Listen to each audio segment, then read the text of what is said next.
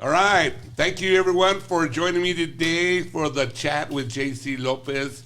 Today, I'm very excited to have two living legends from New Mexico, two different political parties, but they're very good friends, and that's why I really wanted to have them here because we don't let politics get in the way of who we are. And I have Ambassador Edward Romero. Thank you for joining us. Right. And I'm not sure if I call you Businessman of the Year, of the Decade. Edward Lujan. Just Edward Lujan. You're a businessman that I've known for forever. And I want to thank both of you for being here. It's going to be a great interview, or just talking about our background. One of the first questions I do want to ask is, how long have you both known each other? I'd say we've been friends for about 40 years. Probably that 40, long. 40 and a half. 40 years? 40 to 49. And where did you both meet? Where did you meet? Did you remember that? Yes, very well remember that. There was a candidate for judge. He wasn't a candidate, but he was wanted to be appointed judge. And obviously the governor was the one appointing judges, and at the time the governor was Bruce King, who I knew well from Moriate, where I had a farm, and they were good friends of ours anyway. And Ed obviously knew him very well. So we were asked to write letters on behalf of Jerry, the judge that wanted to be judge. And so we did. And lo and behold, he was appointed. Held a little thank you party reception for those that helped him. Yeah. And Ed was there, and I was there. Ed, at the time, was county chairman of the Democratic Party, yeah. And I was state chairman of the Republican Party. Oh, really? That's okay. Knew each other by name, but we happened to sit together at having some tapas, and we just started a conversation. So instantly got to be very, very good friends. And I got to tell you one little story that. So Ed, about 3 weeks later, calls me and said, "You want to have lunch?" I said, "Absolutely, let's go." So he takes me. He said, "I know a great place." Takes me way, way down in the valley to this restaurant that was excellent, away from everybody. Excellent restaurant, but away from everybody. So we're having lunch there, and all of a sudden, Eric McCrossan, who was the political writer for the Tribune, was there, and he came up to talk to us. Knew us both. Okay, so hello, and everything. So after he left, I said, "Okay, Ed." I said, "The next time we go to lunch, we don't have to come clear out here." I said, "Everybody's going to know that we're friends." Remember that one? I remember that very, very well. Yeah. Neither one of us wanted to be seen by any, and who's there? The press. The entire press was there. Yeah. Let me ask. I'll ask you first, Ambassador. Why were you a Democrat? Well, the thing is, in this state, in most of the country, at one time everybody was mostly a Republican, and including my ancestors, they were Republican. But then Franklin Delano became president. So with Franklin Delano, what he did, he was a great president. Most Republicans converted to being Democrats, okay? And anyhow, among them was my family. So anyhow, my mother became very active, and my family was very active in politics, in Democratic politics, and I've continued the practice. The tradition. Yeah. Okay. And Edward, why did you become a Republican? Well, basically, it's the start of it is very, very similar. He's right. When Franklin Delano Roosevelt became president after the Depression, okay, actually 90% of New Mexico voters at the time were Republican. It was just Just very fact. strong New Republican. Mexico with Republican. Yeah. And my parents were, my grandparents and all were Republican at that time. And then people started switching over to the Democrat Party, and my grandfather never did. You just never did. So my father was also very active in politics, but we remained Republican. And you're from Republicans, Santa Fe, right? Just yes, because you're from yeah. Santa Fe, huh? So we just remained Republicans. Right. Philosophically, we were basically moderate to conservatives. Okay. And Well, so we just stayed there. One thing that I like to emphasize is that, like nowadays, you know, I have a lot of friends that are Republican and Democrats, and they clash. And it's good seeing, I don't want to say it the wrong way, old school guys, you know, still being great friends, even though your political philosophies are completely different, and you're both great people. And it's awesome to see you guys. When I do see you guys together, it's a great feeling to see that you're still, you know, you don't let nothing get in the way of your friendship and let politics. And I love seeing that you guys have always stayed close. You know. Well, there's a great adage that I always use: you can agree to disagree, but never be disagreeable. I think the problem that's happening today is that people lost respect for each other.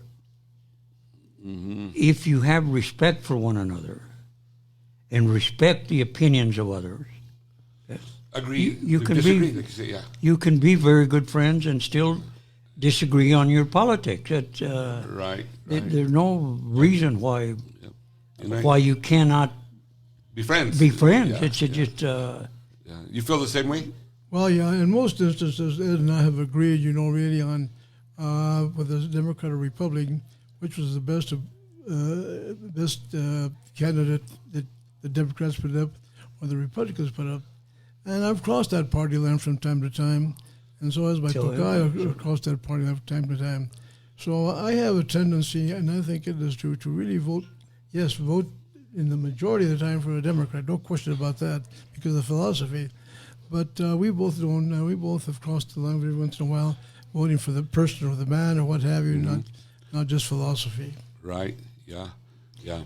I think when you look back at when we were very active in the party, people did have respect for each other.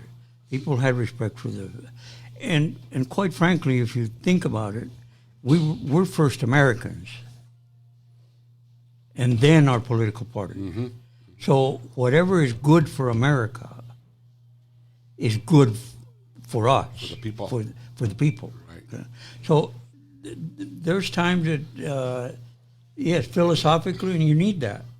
You need oppositions. Mm-hmm. You need to be able to discuss the issues, and you need to be able to come together at some point.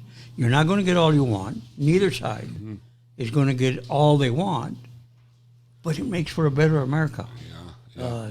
So it's a different... Yeah. What advice, I'll ask both of you, what advice would you give to this new generation of politics? What advice should you give them from?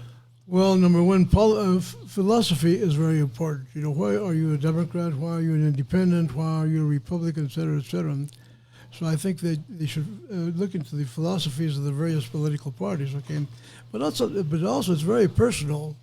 Now, the relationship that I have had, we've both been partisan to a great extent, but we also have a great respect for each other's opinion. And in some cases, we both have crossroads again. I voted Republican, he has voted Democrat, what have you.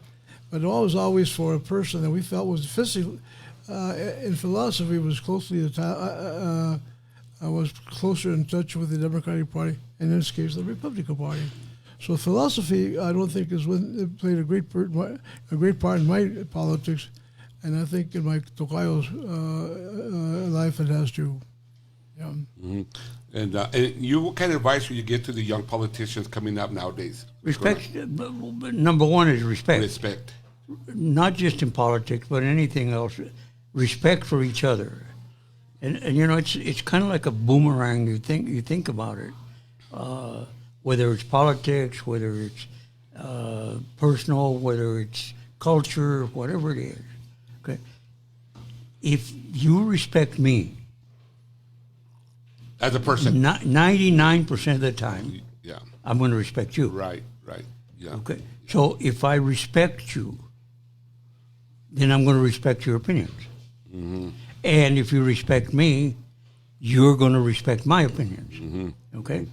yeah, And they Right. they can be different, Right. and that's what yeah. what people don't understand today is that those differences is what makes America great. True. You mentioned that about having a two-party system. That's You need to have a correct. two-party system. If to- you if the two parties go away, we will have chaos. right. Okay, And we'll there's go. already a sea out there. Chaos is almost starting to happen, but well, we won't go there. You know. But- Let's go back a little bit on your childhood. Okay, so I believe that you grew up in Colorado, or Yes, and then you moved to New Mexico. How did you end up in New Mexico? Well, my family originally was from New Mexico, okay? And my grandfather at that time, everybody had sheep, especially among your Spanish families. And anyhow, he owned a lot of sheep, lost most of his sheep playing a card game called Cunquian, which is an old Spanish card game. And eventually, so he became pretty much still involved as a sheep herder, what have you, taking care of the sheep that he had owned at one time.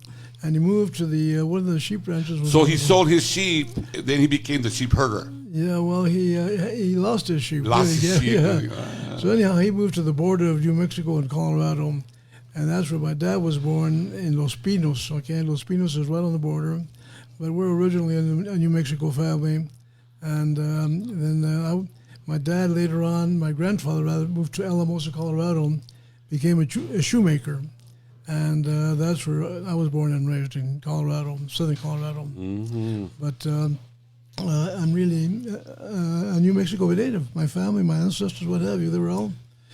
We have in Old Town, there's here in Albuquerque, you'll see the founders of Old Town Albuquerque. You'll see the name of my ancestor, Baltasar Romero. He was the founder of Old Town Albuquerque. Oh. So anyhow, our history is pretty much tied into New Mexico politics and the type of life. But there's a Romero Street in Old Town, right? And there's a Romero Street. Whether that's for my branch of Romeros, I don't know. Mm-hmm. But there is a Romero Street in Old Town, yes. Yeah, okay. And Edward, I know you get Santa Fe. Generation to Santa Fe? Or? My ancestors came here. The first ancestor name was Juan Lujan, came here in 1800, and he settled in Taos. And then they all, as the families grew, they moved into the Santa Cruz, Pojoaque, Nambe area. And so my grandfather and my father was born in San Ildefonso. Not in the pueblo, but next to the pueblo there. That's your grandfather? And my grandfather and my father was born there, and my older sister Manuel was born there, okay. And then I was the first one to have been born in Santa Fe. They moved to my mother and father moved to Santa Fe in the 30s. So. Always been from Santa Fe. I actually moved from Santa Fe to Albuquerque in 1968. Okay. And that's where. That's when you opened the agency out here, right? Yeah. And so I call them both my hometown. Right. When you guys, I know your brother, the Congressman Manuel Lujan, how did he decide to run for politics when nobody else? Well, because we were raised in politics. My father was a county assessor in Santa Fe County in from 1928 to 1932. as a county assessor. Then he ran for county school superintendent. Your dad, your grandpa. That's my father. Your father. No, your father. He was a school teacher and principal at Santa Cruz. That's where he met my mother. My mother was also the teacher there. So he ran for school superintendent in 32 and was superintendent for 4 years. In those days, they were all 2-year terms.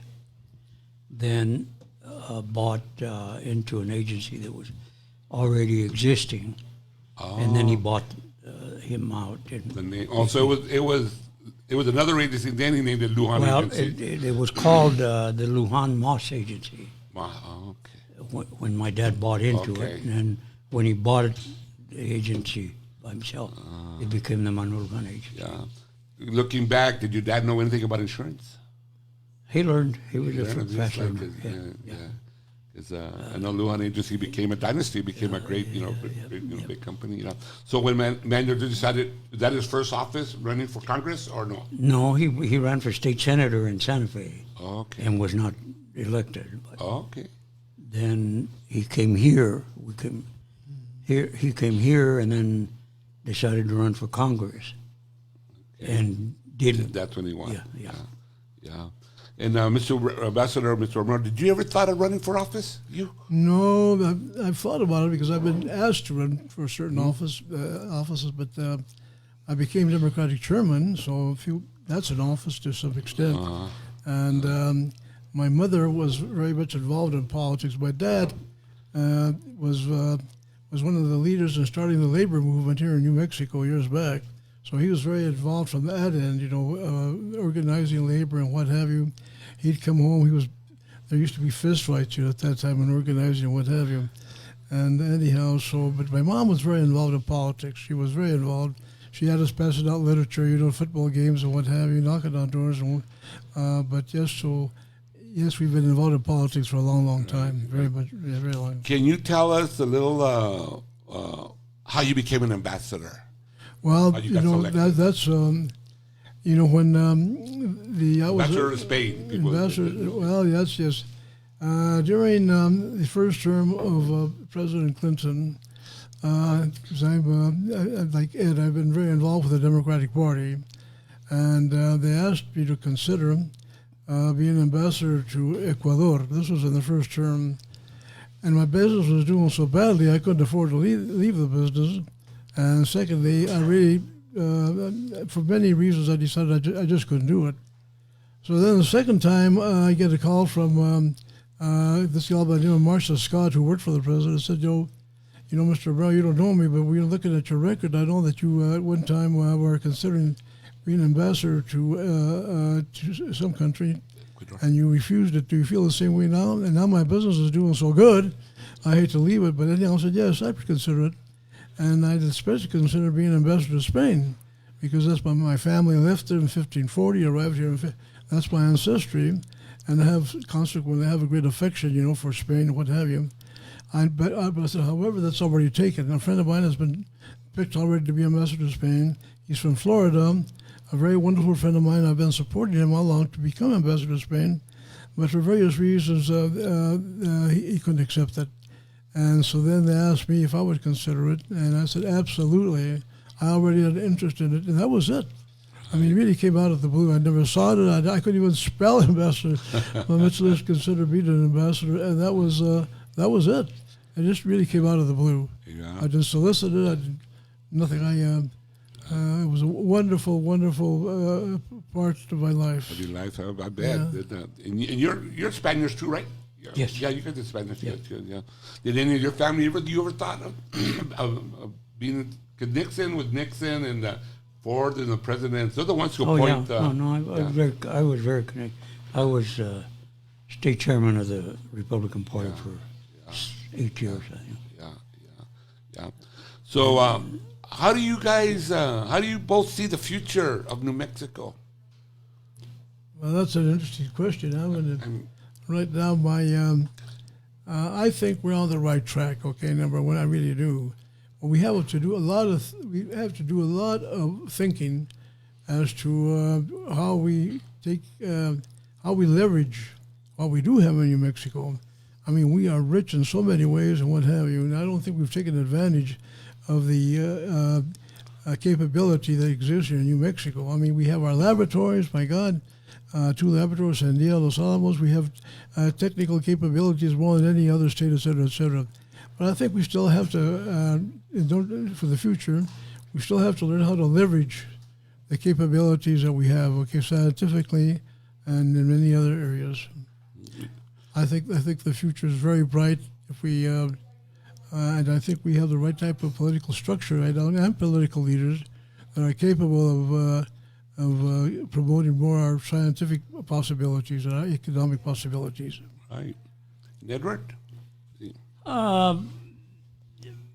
I think we have a great future. We could have a great future. We've got the state is still wide open for a lot of different projects that are, and a lot of different businesses, a lot of different people.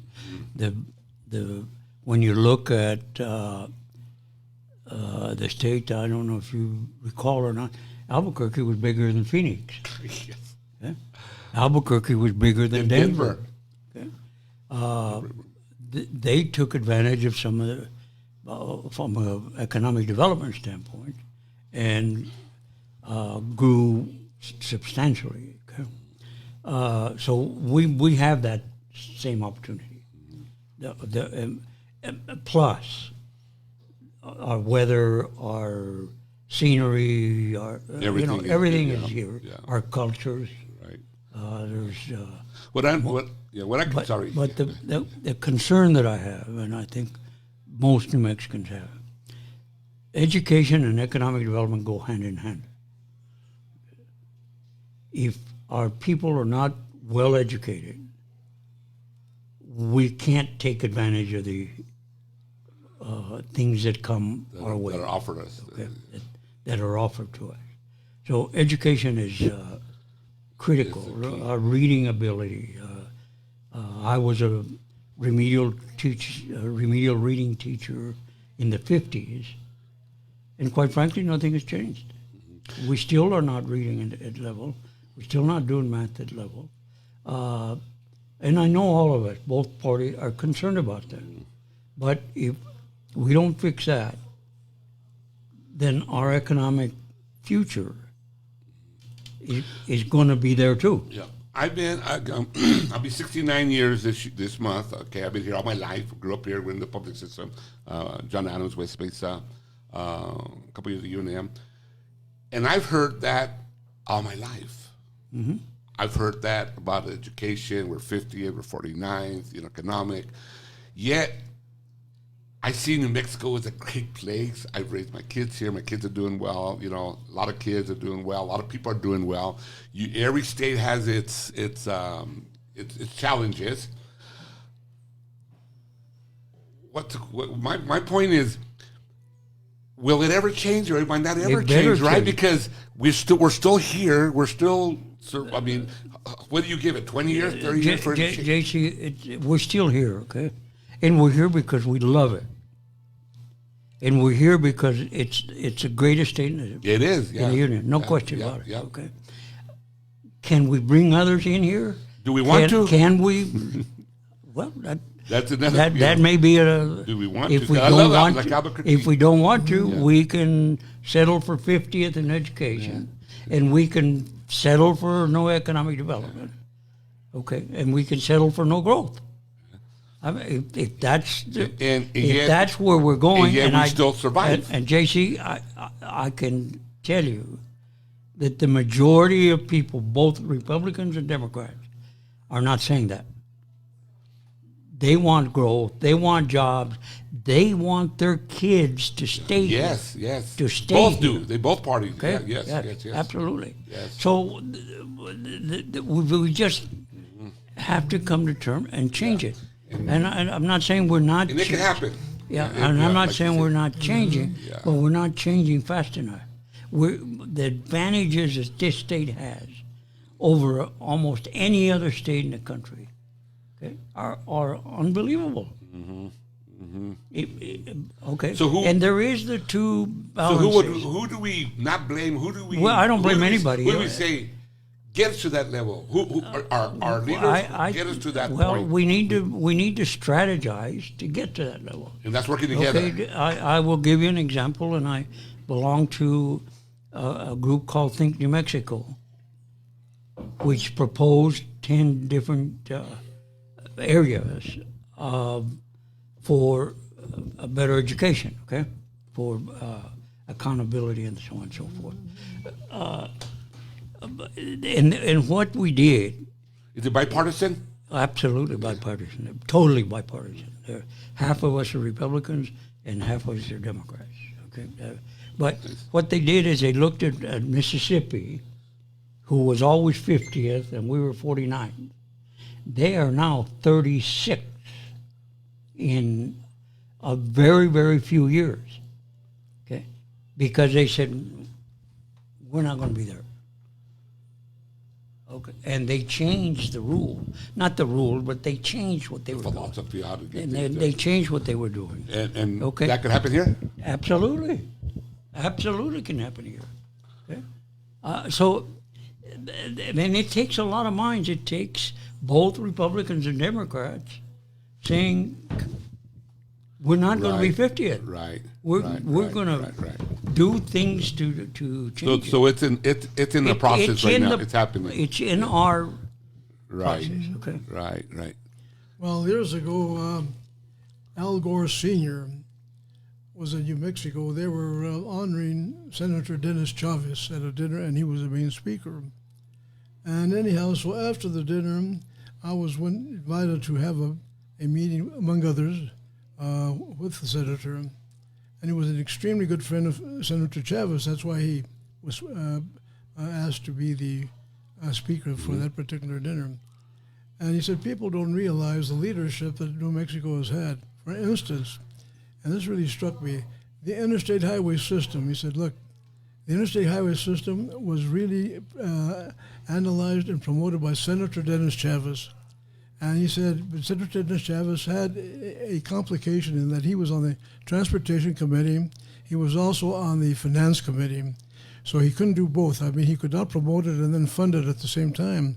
So he asked Senator Al Gore, look, I will introduce the bill for interstate highway system, and I will give you the money, but you introduce it rather. You introduce it, and I'll make sure that. So we have that. We have had that kind of leadership. Okay, we have had that kind of promotion or what have you. Now, and I see it happening now, but not to the extent that perhaps we should be leveraging our political and our personal needs here in New Mexico. Right now, I think most New Mexicans are very happy to be New Mexicans and what have you, but we still need some kind of inspiration to continue the thinking of the Dennis Chavez's, of the Senator Andersons, of Senator Domenici. These guys were promoted. I'm not saying these our current leaders aren't. Right. They are, but we do have to emphasize the ability that they have to introduce and to act upon the needs of New Mexico. You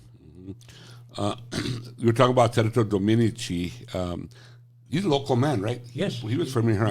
Born and raised here now. Raised here, yeah. And our leaders today, are they from, like, Heinrich's not from here, right? Senator Heinrich's not from here originally. He came here. Ben Ray is Ben Ray is from here, here. yeah. He's And, from the Santa Cruz area. Right, Walker area. right. Yeah. Excuse me. Let's go a little to the present time. You said you were involved a lot, I kind of read, where you're part of the Hispanic Culture Center? What is it? Both of us. Oh, you both are? Okay, I didn't realize that. Okay. So, Well, I was involved to the extent, didn't I, and others. We had a meeting, we had a call from a fellow by the name of Arturo Ortega. Arturo Ortega was on the Board of Regents of UNM, a very prominent lawyer, a very serious man.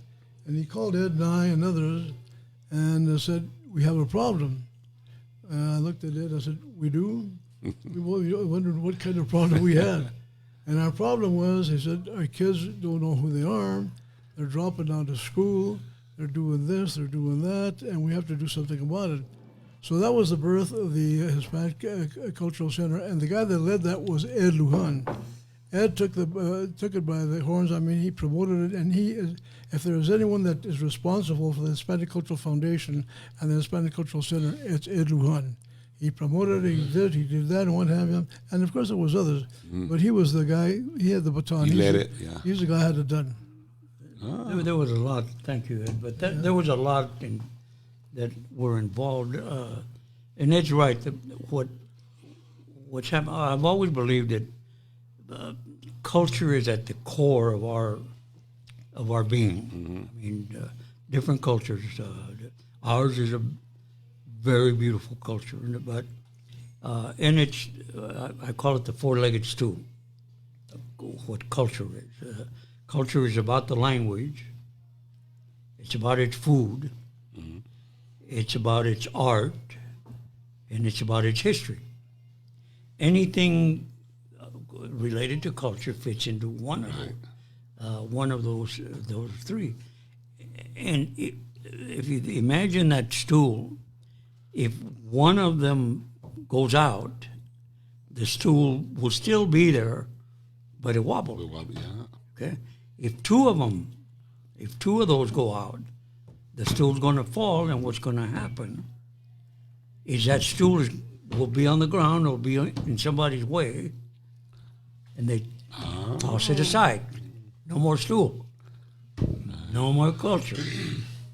Okay, so we began to look at that, and what happened with the foundation.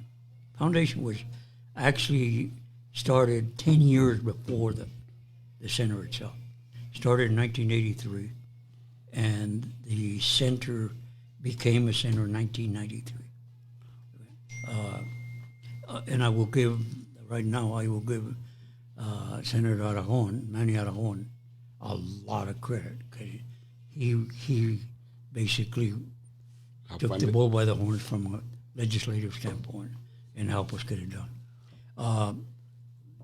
So Here again, that's Mexicans, not parties. So. No, that's he was. Yep. Yeah. So, and that's where we started. So, but the foundation itself would raise money to begin to teach that culture. And so what we decided to do originally is to raise the money and teach the teachers so that they could teach the young people. Okay? And while one group was going on, we would raise some more money to do the next project and the next project. Well, we soon realized that you have, in order for it to be perpetual, you've got to have some anchor that makes it perpetual. Okay? So we began to think about, okay, well, maybe even if it's just offices that you own, okay, but maybe it's just a performing center, a big building that you can do performances and you can do that was before lectures. They built it. That was way the plan. Way before. That was way before. Okay. So as time went on, we began to develop that. Came to the city. The city was under Mayor Saavedra was very supportive. Said, if you can get it done, we will support it. Well, we'll give you that land. The Marelas. That was the urban renewal land. Right. Okay, that the city owned. Okay, so that was not a gift. We had to pay $1 for it. well, but it was. Yeah, I remember that. Okay, so we began to do that, and long story short, 1993, we finally got Okay. built to create the National Spain. And it's still going strong. Yeah. The other one that's just as important as, number one of the reasons I got so involved, and I blame ourselves, when we as kids were going to school, okay, most of us in the northern part of the state, in most of the state, we all spoke Spanish. The whole neighborhood spoke Spanish. Okay? So our base language for the kids was Spanish, because that's what the neighborhood spoke. My parents both knew English well, and they taught us English but we'd walk outside the house. And, Habla español. yep, and that's so we began to do that. So when we went to school, the reasoning was right, the method was wrong. The nuns, for example, the teachers, would punish us For speaking Spanish. for speaking Spanish in the grounds, and remember that, yeah. and they would hit you in the knuckles with a ruler. It really happened. So when we grew up, we said, we're going to play a trick on them. That's not going to happen to our kids. So what we're going to do is we're going to teach them English first, and then we'll teach them Spanish, so that when they get to school, they won't be punished. Okay. right. Well, what happened to us, without realizing it, by the time we started teaching them Spanish, they didn't need it.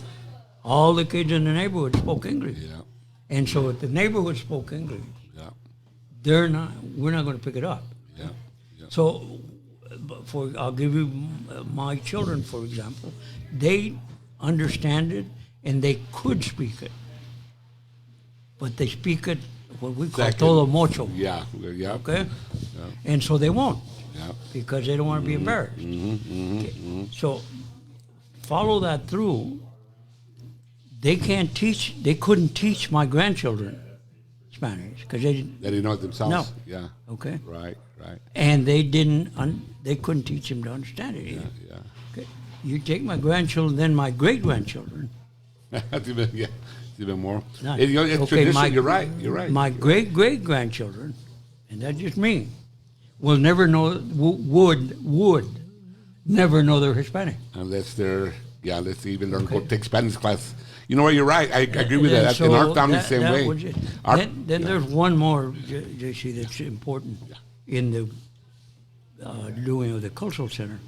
Ricardo Montalban, the great actor, came to Albuquerque one time to speak to the Hispano Chamber at their annual banquet, and his topic was diversity,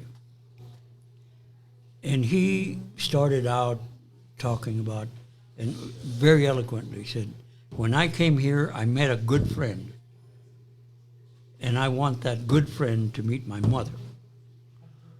He didn't mean a friend, but he didn't mean a buddy. Mm-hmm. He meant his friend was the United States, Oh. and his mother was Mexico. Okay, and he said, I'll work. And then he went on to speak about diversity, and to speak about even discrimination. And he said, when we were kids, my father would bring us across the border, he said, and I couldn't understand this. He said, because I understand discrimination. He said, we don't have the same ones you do. Yours is ethnic discrimination. Ours was financial discrimination. We have the very rich at that time and the very poor, no middle class. Okay? Yours is ethnic. If you're brown, Right. if you're black, if you're yellow, okay, and he said, and when we came over, I would read these signs and it says, Mexicans can't eat here. Mexicans can't sleep here.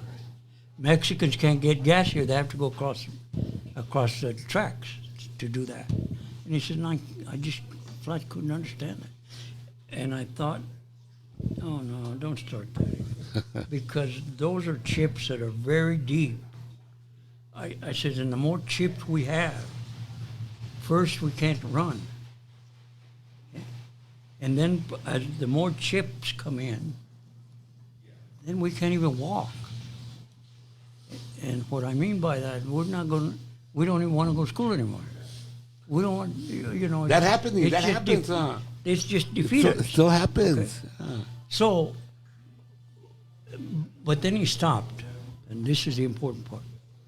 Then he stopped and said, I'm going to tell you this once, and then I'm going to repeat it. I have never been discriminated against by someone who knows me. Again, he said, I have never been discriminated against by someone who knows me. And I thought, that's a cultural center. I told you before, the things boomerang. Okay, they go back and forth. If you know my culture and I know your culture, then I know you. Right. So the job of the cultural center is to get these cultures together and for us to learn each other's culture. Can you imagine what the world would be like if we knew each other? Yeah, it'd be a great place to live. Yeah. So the Culture Center, where it sits now, where people go, so visitors come to the Culture Center to learn about our culture. Absolutely. And that's And we share that But culture. it's also a learning center. One thing that was lacking at that time is that we were losing and still continue to lose our language, okay? So if you can't speak the lingo, you know the language, then you have, it's a deficit. Anyhow, so we brought, consequently, that's why we have the Instituto Cervantes, they're from Spain. The Instituto Cervantes is a leading international language institute in the world, okay? So we started with, we were able to negotiate for a part-time professor to come and from the Instituto Cervantes. And now I think there's about seven professors, not necessarily from Spain, but from here, teaching Spanish. Oh, okay. So the language has been, the language, if you want to emphasize something, in my opinion, in addition to the culture, you have to emphasize also the language. So That's part of, that's Right, the mainstay of the right. of the cultures. And we started a program there teaching Spanish to Spanish speakers, and it worked very well. Interesting. Like in my family, my parents spoke Spanish and English. My grandparents, not a word of English, none of them. So I remember speaking Spanish with them growing up. And then as we got married, like Pat, my wife, it's a little side note, my wife used to work for Edward. My wife was working for Edward when I met my wife, so the Lujan agency has been in my life forever. She never learned English. Never learned Spanish. Her parents never wanted her to teach her Spanish because of what you mentioned earlier is that when you go to school, you speak Spanish, you're not. So now my kids, they don't know a lot of Spanish, but I talk to them in Spanish a few words so they can at least understand it. They don't speak it. Now my grandkids is the same thing. I gotta speak Spanish to my grandkids because my kids don't speak to them. So at least they get a little bit of it. But you're right. You lose if you watch it or else you never speak Spanish. Yeah. And the cultural center is there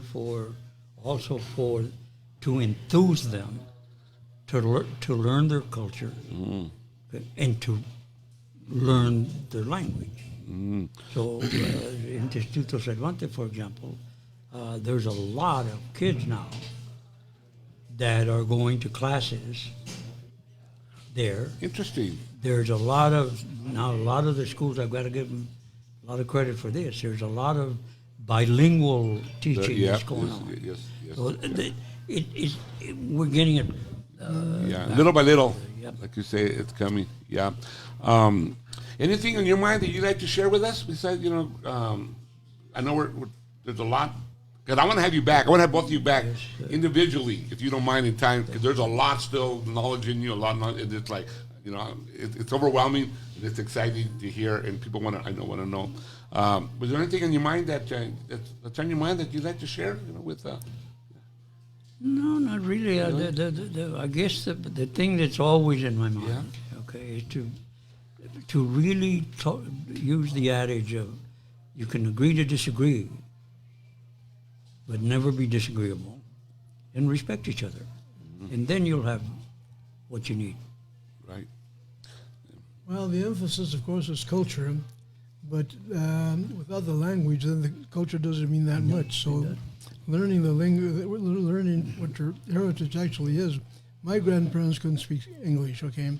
My dad had limited English. My mother spoke it very, very well. So we grew up in a bilingual atmosphere, so there's nothing like being bilingual, but in the state in particular, and speaking Spanish, of course, it's an economic factor. If you can speak two languages, your ability to get a job and what have you. If you're monolingual, you can get a good job too. Don't misunderstand me. But being bilingual or being trilingual, I remember years ago when I arrived in Spain, and I went to Barcelona, and I was introduced by there they call them presidents. There's 17 autonomías in Spain. An autonomía is like a state. and they call the leader of the Autonomia, they call them presidents. So I went to Catalonia, where Barcelona is, and the president of Catalonia had me as a guest of honor, and he brought in various businessmen, what have you, from various parts of Spain. And anyhow, in introducing me, a very eloquent guy, he said, Ambassador, do you know what they call a person that speaks 3 languages? He asked me this in Spanish. ¿Sabes que una persona que le dice que es trilingüe? And I said, oh, and he said, trilingual, trilingue. And then he said, do you know what they call in Spanish? He asked me, do you know what they call a person that speaks 2 languages? Like, now I have it, of course, I know it's bilingual. I said, no, Mr. President, bilingual. And do you know what they call a person that speaks 1 language? And I said, no, what? American. I was going to say, but not pendejo. But no. No, I want to thank both of you for being here. I've been wanting to do this for a long time, and we're all friends, and I want to do it again. I would like to sit with you for a good hour, and sit with you for another, and then so hopefully, in the future we do it quickly, and I think it's great for everybody to be, seeing this, and we're going to put it on YouTube, right, Timmy Baca? And I want to thank Tim Baca from the Hydro Bar for hosting us. This is his little studio, and I call him my producer, my sponsor. The Hydro Bar, the great water. Tim, would you say a little bit about the water before we leave? What's that? Say a little bit about the water. Tell me what we're doing here. Are you giving your shot? Yeah, come on, give it a shot here. I'm going to step aside here for a minute. Oh, no, you don't have to step aside. No, it's just, we've been here for 5 years, and it's a very healthy water. The people that you see coming in here, they tell me that they feel better, which makes me feel good because it is a healing water. It's an anti-inflammatory. We all can reduce inflammation, and you absorb this water fast, so you hydrate faster. So having my background in TV and production, that's what I did for years with KOAT, and I even worked for the state Game and Fish for years. So after all those years, I didn't know what I wanted to do, and then I ended up in alkaline water. And we have a great little place, and it's nice because we get to meet some great people like yourselves. And I had to put something with production in my store, so I did a podcast studio, and I let friends and like JC Lopez, and we also do stuff with the water, and we do stuff with the Lobos. So it's nice, it's great to have a little outlet to, do things like this. So we really appreciate you guys coming on board. Our pleasure. Mm-hmm. We'll do it again. But thank you. Well, let me congratulate you on what you've done here, okay? And I really am pleased that you set this up, that you brought us together for this discussion. I'm this has been an education for me, what you have and what you're doing. And anything we can do to help you, I know we'd both be willing to do. So congratulations on what you're doing here and what you're building here and what you've done. Thank you, Mr. Romero. Thank you. Thank you. You're more than Thanks welcome. for coming in. Okay. Thank you for coming in. The feeling is very, very mutual. Thank It's, you. And if you need help doing with your great. podcast studio, just let me know. I will. Thank you. What happened? Well, hold on. We had at the center, at one time, we had a broadcasting room, right? And we had a television station Yeah. built, and we had a radio station built, and somehow or another, the licensing and all that stuff. That's why I asked the question I did. And you don't need a lot of licenses No, for this. the pandemic was horrible, except for one thing, for us at the center.